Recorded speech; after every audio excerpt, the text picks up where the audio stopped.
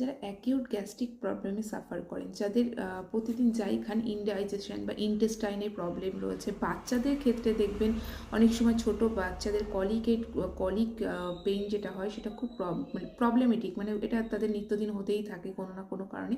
একদম যারা সদ্য বাচ্চা তাদের ক্ষেত্রেও আজকে যেটা রেমেডি সেটা কিন্তু ইউজ করা যাবে। বড় থেকে ছোট, বাচ্চা থেকে বুড়ো সবাই কিন্তু ইউজ করতে পারবেন। কিছুই না, জাস্ট একটা সিম্পল আপনাদেরকে সেন্টেন্স যেটা বলতে হবে, ওম বাম নামা। এই মন্ত্রটা কিন্তু আপনি যদি বাচ্চার জন্য করছেন তাহলে তার কথা ইন্টেনশন দিয়ে তবে কিন্তু আপনি করবেন ওম বাম নামা।